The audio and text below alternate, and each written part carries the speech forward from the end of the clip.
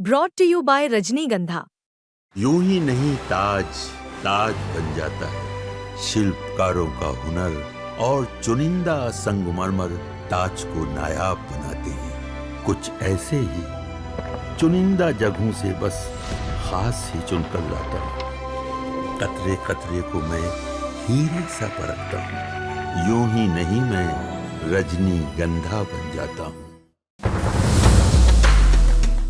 आप पूछ रहे हैं सिचुएशन, तो मैं कुछ कह ही नहीं सका। मैं सिर्फ देखता रहा, वो हमको देखते रहे और अभी भी उस सीन को याद करके भावुक हो जा रहे हैं। मेरे जीवन का एक बड़ा भूल था जो हमने किया, और कभी कभी एक गुस्सा विरासत में भी मिलता है, तो वो हमारे अंदर है।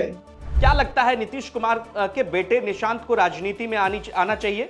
नमस्कार, बिहार तक देख रहे हैं आप और आपके साथ मैं हूं आशीष अभिनव। देखिए, चुनावी साल है और कुछ ही दिनों में चुनाव होने हैं। इन सब के बीच एक बड़ा राजनीतिक परिवर्तन हुआ है और जहानाबाद के पूर्व सांसद अरुण कुमार ने जनता दल यूनाइटेड में घर वापसी की है।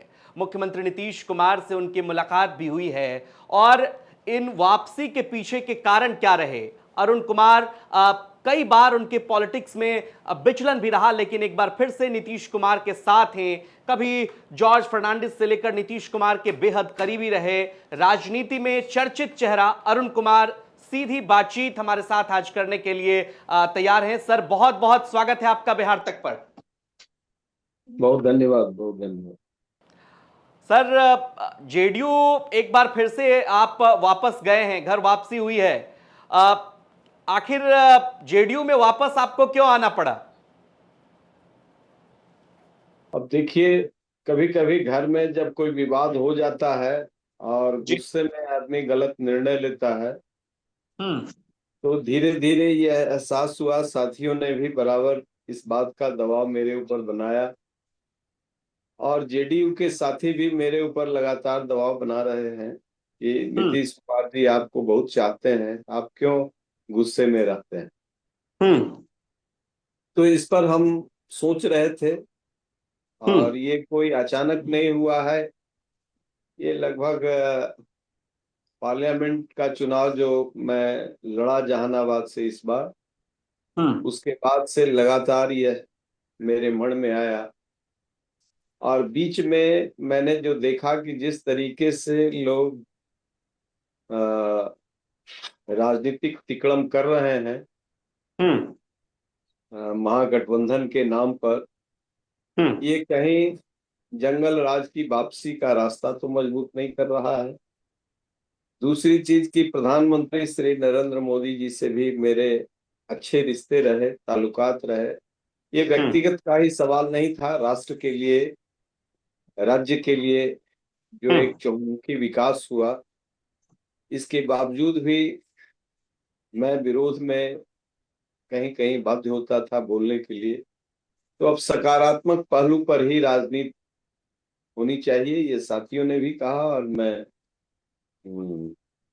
इस बात को महसूस करते हुए वापस होने का मन बना लिया। ठीक है।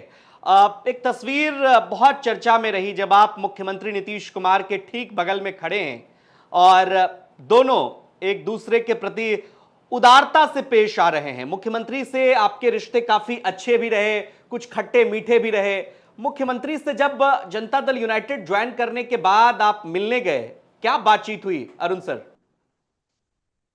देखिए, नीतीश कुमार जी हमारे नेता रहे और जब मैं बिल्कुल ही उनके खिलाफ था, 36 में था, उस दिन भी मैं कहता था कि गिने चुने हुए लोग ईमानदार रहे। तो ईमानदारी के प्रश्न पर मैं उनके पक्ष में जिस दिन बहुत कड़वा भी बोलता था, उस दिन भी बोलता था कि नीतीश कुमार एक ईमानदार व्यक्तित्व के हाथ में बिहार है। जैसे मैं प्रधानमंत्री के बारे में बोलता हूं कि धारा 370, नॉर्थ ईस्ट की मजबूती, दुनिया के क्षितिज पर भारत को गौरवशाली इतिहास का पन्ना उकेरता हुआ भारत, तो ये सारी चीजें जो थी, और उसके बावजूद भी मैं अंत में लड़ाई लड़ जाता था। तो मैं सोचता हूँ कि हमारे गांव के एक आदमी थे, वो बाबूजी से लड़के चले गए कलकत्ता। जी। 10 साल 15 साल के बाद लौट के आए तो फिर घर में शांति आई और उनको भी समृद्धि मिली। तो उसी तरीके से नीतीश कुमार जी पहले भी हमसे कहे काहे गुस्सा में रहते हैं, तो गुस्सा का अच्छा, उस दिन भी यही बात कहा था क्या नीतीश कुमार ने? तो ये जो 12 साल हमने जंगल राज से वापसी में मैं निर्दलीय एमएलसी चुन के आया था। मेरी कोई मजबूरी नहीं थी कि मैं समता पार्टी में जाऊं, लेकिन मैंने देखा कि एक वैचारिक मूल्य का व्यक्ति जिसके नेतृत्व में बिहार को बनाना है, जिस समय लोग समता रमता चाहते थे उस समय मैंने पूरी जान लगाई।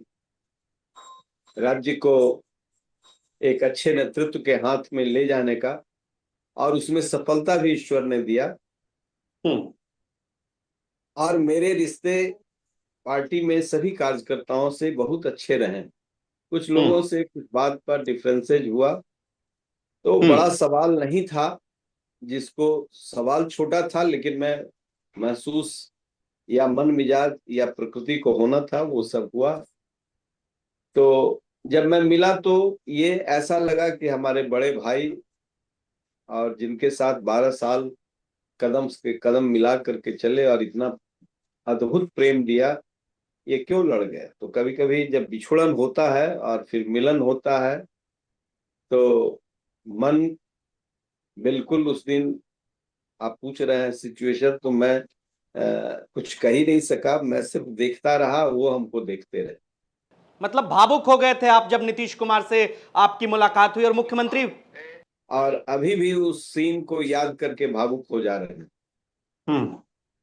सर, आपने एक बात का जिक्र किया, अरुण सर, आपने एक बात का जिक्र किया कि मुख्यमंत्री कहते रहते थे कि क्यों गुस्सा हो जाते हो और कि इस तरह का विचलन क्यों हो जाता है। तो जब आप मिले होंगे तो इस पहलू पर भी बातचीत हुई होगी कि अब आप इधर ही रहिएगा, इधर उधर मत जाइएगा। क्या क्या बात हुआ आंखों आंखों में, सो मैं कह नहीं सकता हूँ कि लगा कि ये मेरे जीवन का एक बड़ा भूल था जो हमने किया। और कभी कभी एक गुस्सा विरासत में भी मिलता है, तो वो हमारे अंदर है, लेकिन अब बहुत उम्र के साथ समझौता हो गया। मैं कभी कभी छोटी छोटी बात में भी बड़ा गुस्सा पाल लेता था। और इस बार जब मैं वापस लौटा तो कार्यकर्ता साथियों से लेकर सभी नेता, जिनसे लोग समझते थे कि बड़ी कटुता है, सभी नेता ने ऐसा प्रेम दिया कि मैं शब्दों में उसको व्यक्त नहीं कर सकता हूँ। निश्चित तौर पर मुझ घर वापसी जो हुई है, इसमें मेरे कंधे पर एक बड़ी जिम्मेवारी है और उन सारी चीजों को दफन करना चाहिए जो नकारात्मक भाव मेरे हृदय में कभी उठता रहा। ठीक है सर, एक और गंभीर सवाल आता है, बार बार इस बात की राजनीतिक चर्चा खूब होती है, क्योंकि आपके रिश्ते बहुत बेहतर भी रहे हैं, जैसा कि मैंने पहले भी अपने इंट्रो में भी कहा। निशांत कुमार के पॉलिटिकल एंट्री की खूब चर्चा होती है। अरुण कुमार राजनीति के मजे हुए खिलाड़ी हैं, सांसद रह चुके हैं, इतने करीबी रह चुके हैं, और जॉर्ज साहब से लेकर नीतीश कुमार तक काम करने का अनुभव रहा है आपका। क्या लगता है नीतीश कुमार के बेटे निशांत को राजनीति में आना चाहिए? देखिए, अभी जो चल रहा है परिवारवाद, राजनीति में विश्वास का संकट, मैं भी बहुत सक्षम था तो बेटा को लड़ाने के लिए कभी नहीं सोचता था। बहुत लोगों को टिकट दिया। तो ये जो समय है बड़ा विचित्र है। यदि लालू यादव तेजस्वी को नहीं लाते तो उनकी पार्टी बिखर जाती, और चिराग पासवान नहीं आते तो उनकी पार्टी भी बिखर जाती। तो ये जो राजनीति का स्वरूप बना है पहले नहीं था, लेकिन रीजनल पार्टियों में खास तौर पर इसकी जरूरत।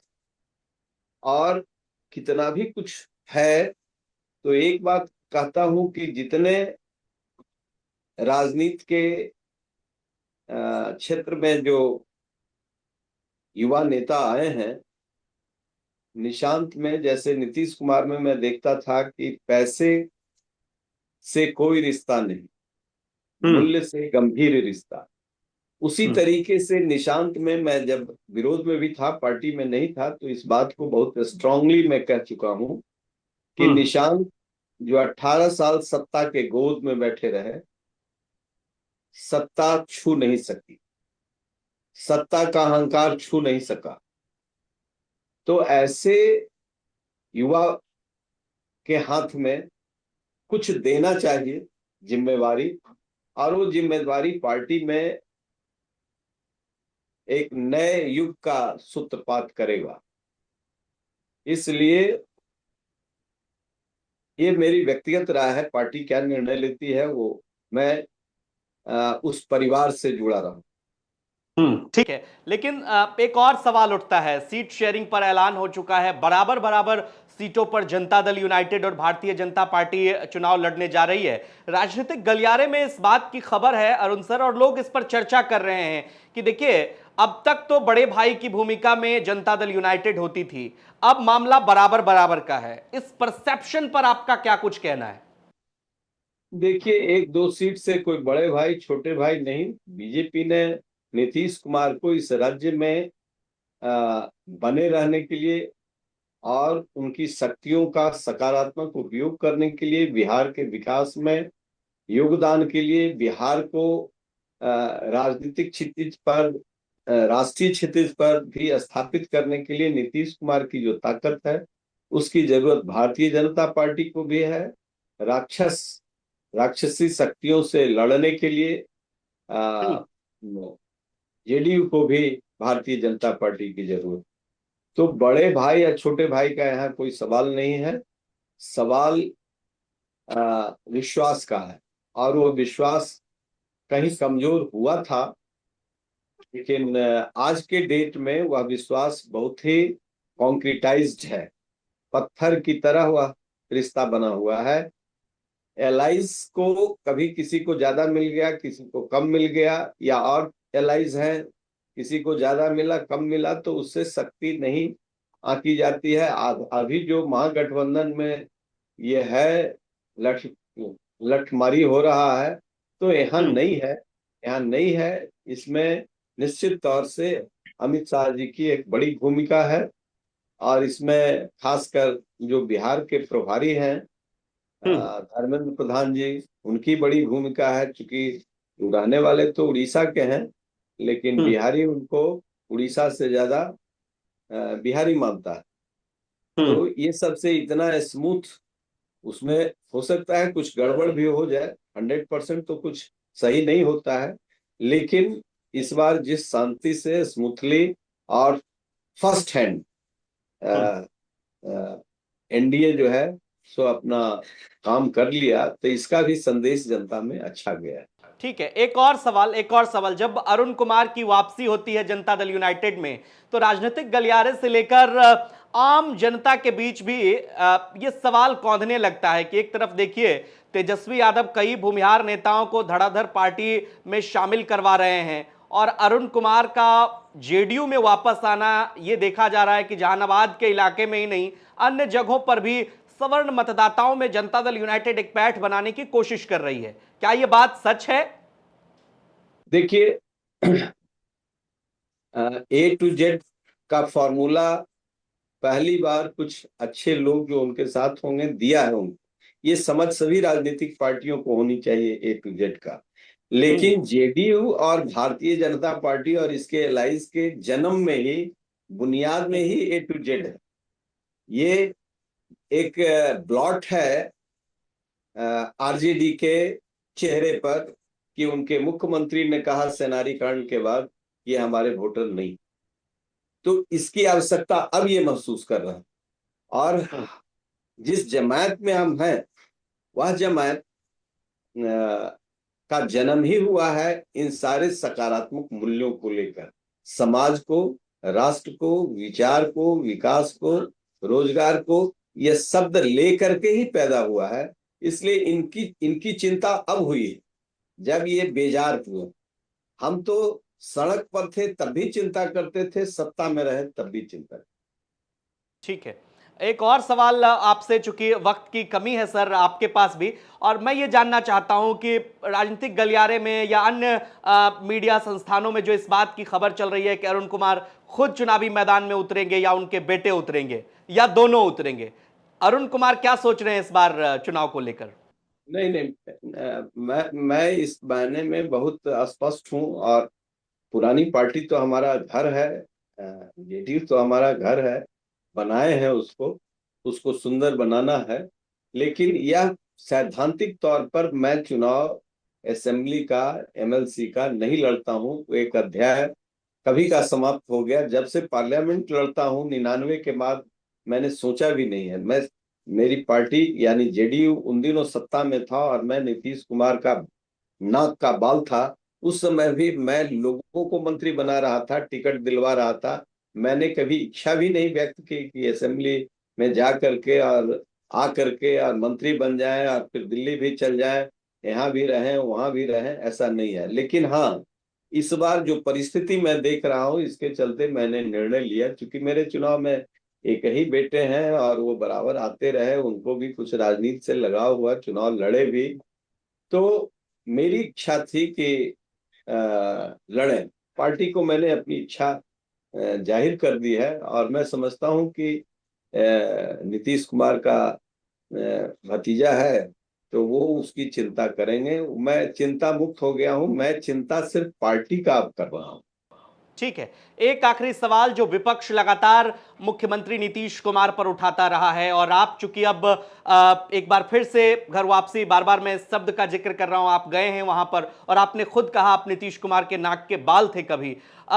विपक्ष कह रहा है कि मुख्यमंत्री नीतीश कुमार अब बीमार हो गए हैं, उनका स्वास्थ्य उन्हें उनका साथ नहीं दे रहा है। अरुण कुमार जब मिले तो ऐसा कुछ प्रतीत हुआ क्या? मुख्यमंत्री स्वस्थ हैं और 25 से 30 एक बार फिर से नीतीश का नारा जेडीयू ने दिया है, क्या वो एकदम परफेक्ट है? अरुण कुमार भी 3 दिन से बीमार आप जल्द और अरुण कुमार के उम्र में भी फर्क है। तो शरीर का इंजन ढीला होना ये कौन नई बात है? ये सब तो होता रहता है। हम भी विपक्ष में थे, सरकार पर हमला करते थे तो नीतीश कुमार के स्वास्थ्य पर हमला करते, लेकिन ये नहीं चाहते थे, ईश्वर से प्रार्थना ये कहते थे कि स्वस्थ रहें। राजनीति कुछ और होती है, व्यवहारिक बातें कुछ और होती है। आप जो तस्वीर देखे हैं नीतीश कुमार के साथ मेरा, तो आपको अंदाज लग गया होगा कि जो गाड़ी तक छोड़ने आए, मेरे बार बार आग्रह के बाद भी 5 मिनट तक मेरी गाड़ी बाहर थी, आई तब तक खड़े रहे और मैं भाव विह्वल था। ये कोई बीमार आदमी नहीं कर सकता है। मतलब आप जब मुख्यमंत्री आवास से बाहर निकल रहे थे तो मुख्यमंत्री नीतीश कुमार आपको बाहर छोड़ने आए और आपकी गाड़ी का 5 मिनट इंतजार किया? गाड़ी जब तक नहीं खुली तब तक खड़े रहे। मैं शर्मिंदा हो रहा था मुख्यमंत्री के चलते नहीं। मेरे बड़े भाई भी हैं, बड़ा सम्मान दिया है, बहुत साथ जिया है, खाया है, पिया है, रोया है, हंसा है। तो ऐसा लग रहा था कि मैंने कितनी गलती की और गुस्से में आदमी क्या क्या कर देता है, क्या क्या भूल जाता है। अब एक आदमी का कमेंट मैं सुन रहा था कि जो स्वाभिमान यात्रा कर रहे थे वो आजकल फिर जिनके खिलाफ वो साथ हो गए। हमने कभी स्वाभिमान से समझौता नहीं किया। और वो जो कह रहे थे टीवी पर, बड़े नेता हैं, कहे कि हम कमेंट नहीं करते हैं, बड़े नेता हैं, हम भी कह रहे हैं कि कमेंट हम नहीं। नाम बता दीजिए सर, नाम बताने में क्या दिक्कत है? जिंदगी भर स्वाभिमान से समझौता किया।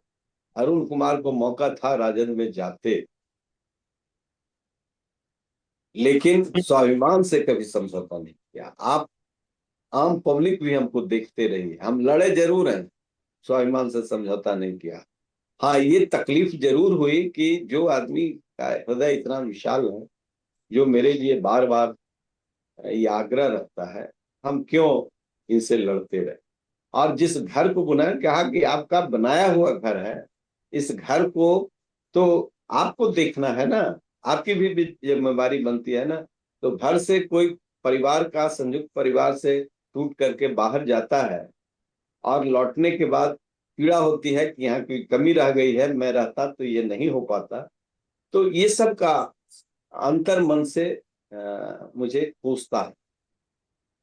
चलिए, बहुत बहुत शुक्रिया सर, आपने हमें वक्त दिया और मुख्यमंत्री नीतीश कुमार के साथ जो आपकी बातचीत रही और दोबारा जब आप मिलने गए वो भावुक पल रहा, उन पलों को पहली बार आपने साझा किया बिहार तक पर। बेहद आभार आपका।